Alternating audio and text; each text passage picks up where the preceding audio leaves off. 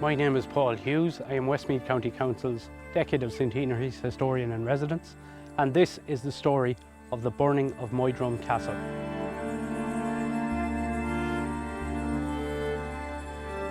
On Sunday the 3rd of July 1921, members of the Irish Republican Army's Athlone Brigade descended on this site here and laid waste to one of the most potent symbols of British aristocratic power in Westmeath. Behind me are the ruins of Moydrum Castle, located about 4 miles outside the town of Athlone on private land. Better known in recent decades for being on the front cover of a U2 album, this once majestic country house was the home of the Hancock family, 5 of whom became known by their title Lord Castlemaine. Boasting once upon a time a lake on its extensive grounds, the castle was once the epitome of grandeur, where members of the aristocracy would come to dine or to play or to hunt. It was the home of priceless works of art, antiques, and centuries of records belonging to the Hancock family, containing a wealth of local history. But all of that came to a fiery end on the night of July 3rd, 1921, when the storm of revolution came to this quiet part of South Westmeath. Moydrum Castle was the seat of the Hancock family, originally from Devon in England, who were granted large portions of land confiscated from Catholics as a result of the Cromwellian conquest of Ireland. The original house around which the castle was built dates back to 1750. In 1812, William Hancock, who was elevated to the peerage as the first Baron Castlemaine, commissioned the Irish architect Sir Richard Morrison to reimagine the original house as an expanded castellated structure, featuring the signature octagonal turrets shown here in this drawing by the artist John Preston Neal. The original Lord Castlemaine was made a Viscount in 1822, but that Viscountcy became extinct when, on one January morning in 1839, during the famous Night of the Big Wind, William Hancock collapsed suddenly and died. As he had died without issue, the title of Baron Castlemaine passed to his brother, and in the ensuing decades, the estate prospered and expanded in the hands of his successors. Decades later, in 1892, the 4th Baron Castlemaine died of heart disease, and the title, Moydrum Castle, and the estate passed to his second son, Albert.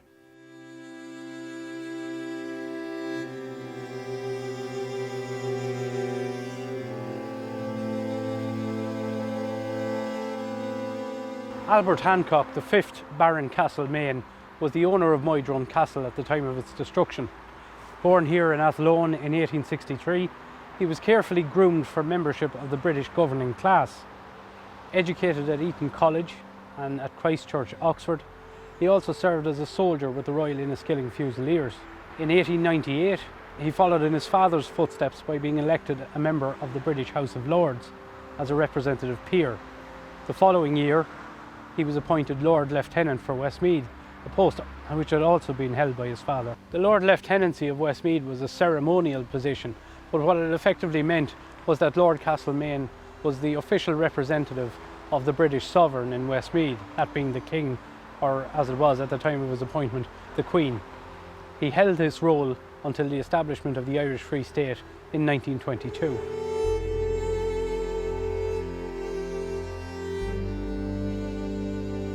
Although selling a substantial portion of his 12,000-acre estate during the land reforms of the early 20th century, Lord Castlemaine was a wealthy man who was under no pressure to make concessions to his tenants.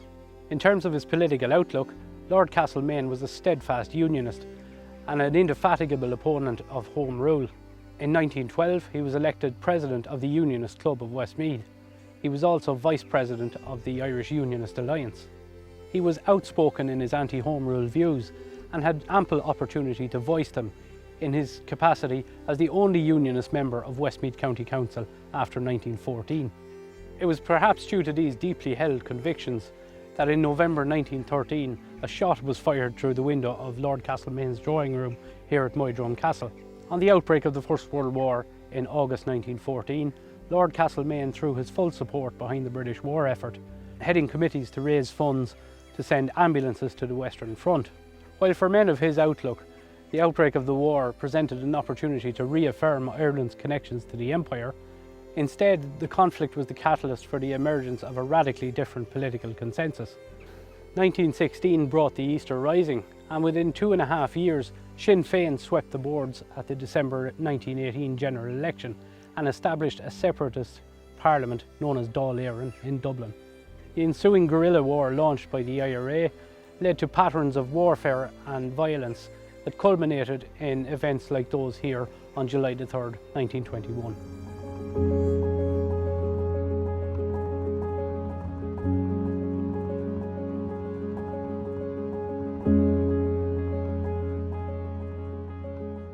The origins of the destruction of Moydrum Castle can be traced to this stretch of road 5 miles from Moydrum at Benown, Glasson, outside a property known as Harmony Hall.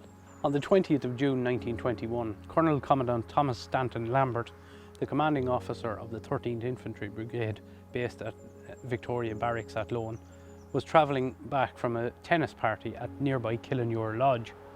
Lying in wait along this stretch of road were members of the Tubber-Clare Company of the IRA under the command of John J. Elliott. When Lambert passed with his wife at the wheel, Elliott's men opened fire. Lambert himself was shot in the neck and died of his wounds later that evening. In the days that followed the British officer's death, members of the Crown Forces, specifically the notorious Black and Tans and the Auxiliary Division of the Royal Irish Constabulary, went on a destructive rampage in neighbouring districts.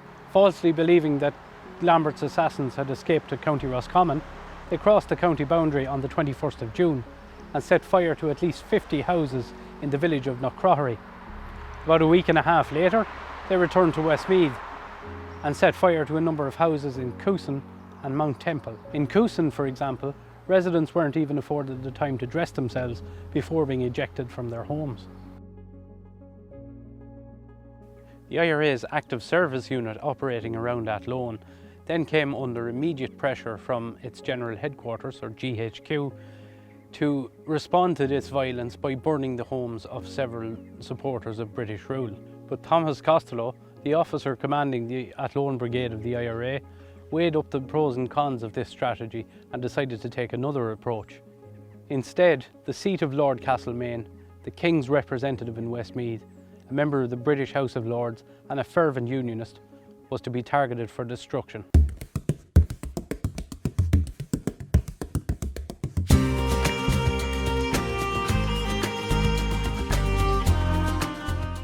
At around 3:30 a.m. on the morning of Sunday, July the 3rd, 1921, Costello and about 60 of his men closed in on Moydrum Castle.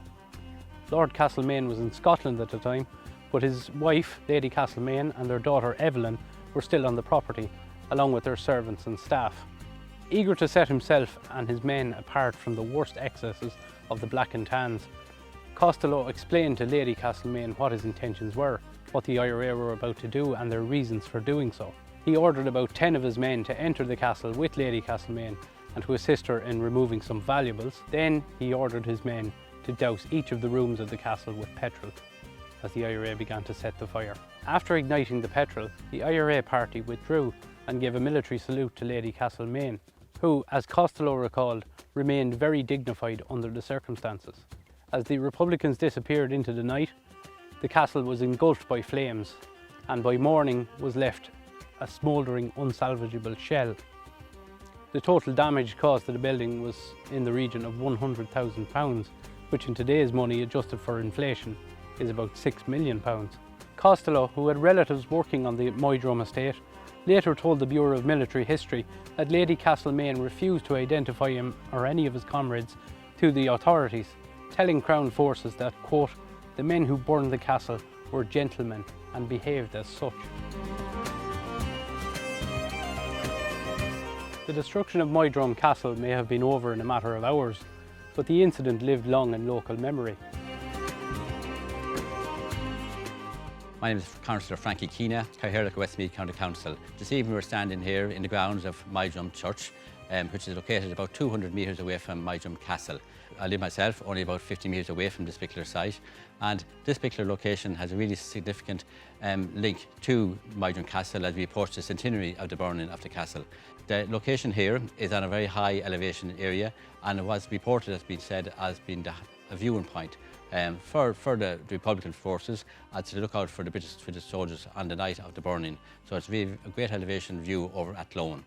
The church here itself is an old church with a bell-cue tower, and it has a significant link to Moydrum, to the castle itself and to the Hancock family.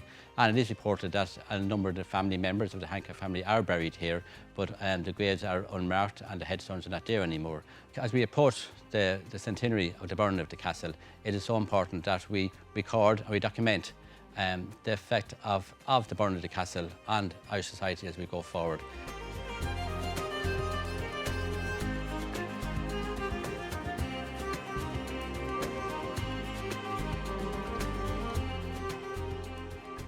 The centenary of the burning of the Moydrum Castle for the school here is extremely important. It will be part of the local history that we would use during our school year, and especially for the senior classes. It would be very important. We're steeped in local history here. We're lucky enough to have a lot of areas around of local history interest. And I suppose during the year, each year we would bring the children on walks down to the castle. Now obviously we're not able to go in and have a look around inside, but just from the outside, and to tell the story of the castle and what went on at the time. I suppose it's completely alien now to children of 10, 11, 12 that these type of things happened. And I suppose 100 years ago to children is a very long time. But when they see and hear and actually see the physical building, and I suppose even on the way down to the castle, there are lots of little cottages and stuff that were used by the castle at the time. It's extremely important and very relevant to today and to the kids' lives, to make that relevant to the kids' lives as well, that this happened in their local area.